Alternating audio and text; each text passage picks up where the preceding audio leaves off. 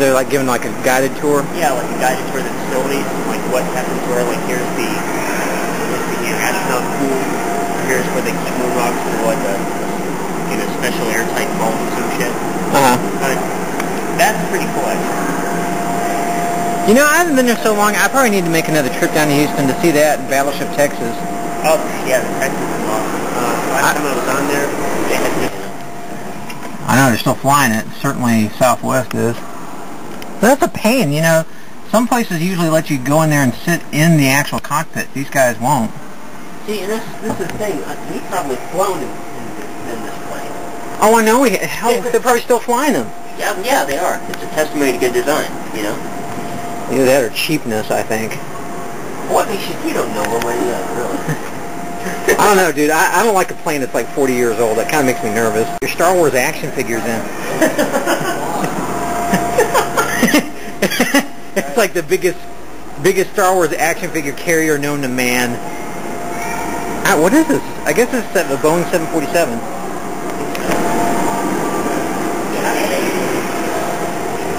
Hello, Death.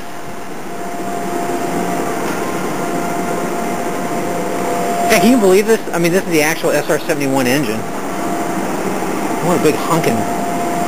Look, it's the SR-71 stimulator. We're gonna score. I guess you can get in there and actually, like, ride it or something. I don't know. It looks like something straight out of NASA. Yeah. In fact, that's one of the coolest things about NASA. When they take you on the tour, you can stop at the old Houston mission control. Old mission control? Yeah, oh, man. Until like the late 80s, before they got the bigger one called the Blue Station. Monty Python sketch about Count von Zeppelin and his blimp, but everybody keeps calling it a blimp, and he says, it's not a blimp, it's a Zeppelin, and he always throws people out the window. That's like the punchline. You have to remember, that was going through my head the whole time I came here and saw this museum, because they have this huge blimp museum. I think those are the original tools they used there, but I guess it's the thought that counts.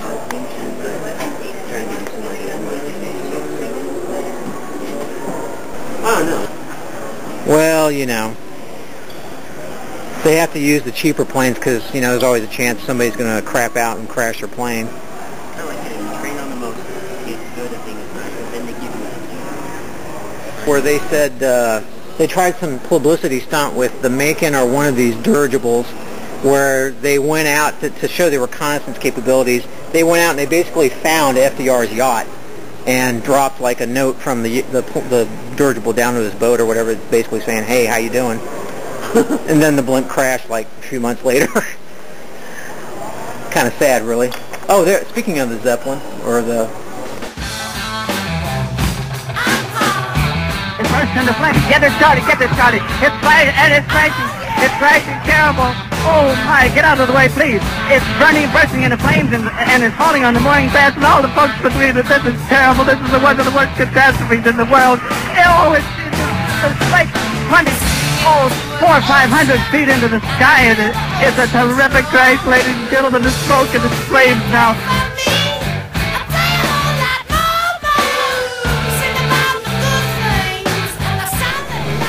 What was the USS? A dirigible? Yeah, it was a dirigible. The Los Angeles. Oh, that seems loose.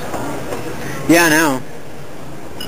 And I want to say this radio looks like it's German, or I don't know. What's it say here? Picture the controls of the radio operator who served as chief operator on the Graf Zeppelin and later on the Hindenburg. Dad was here. He could actually tell you what kind of engine this is. He knows crazy, insane information about engines.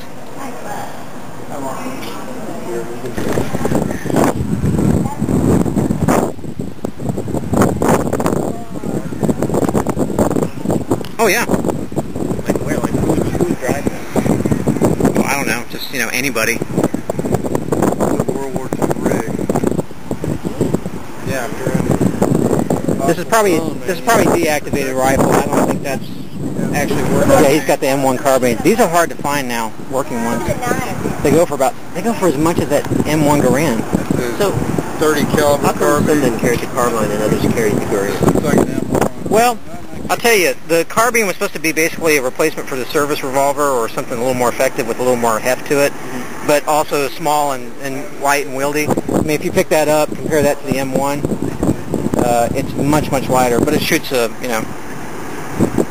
carbine.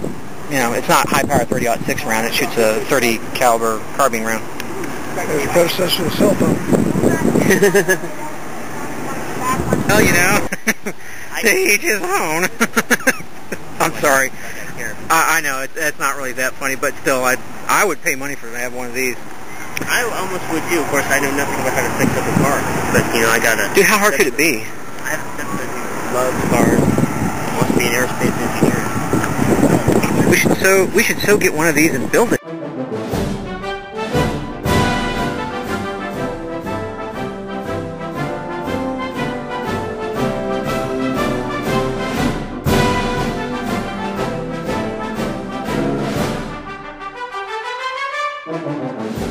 I think this is a booster rocket, like, you know, the engine, you know, yeah, the throttle exhaust thing. That machine gun against a fabric-made plane like that probably would tear it to bits.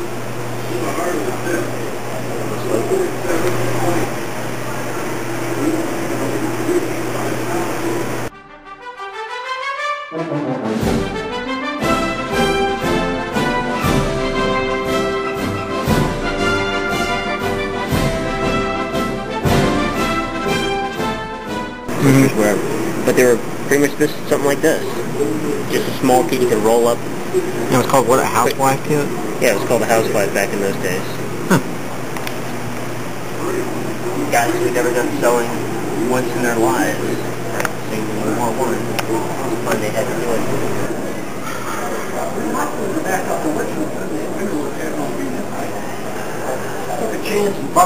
Norden bomb sight, that's what it is. That's what that thing there is that we saw on the planes. It was like top secret for many years after the war. Goebbels, Goebbels, Goebbels. Yeah, that is Goebbels, right? And Derek called him fat butt carrying. You know what's funny? This guy actually looked kind of dashing in World War I when he was a pilot, an actual, you know, like well-known pilot.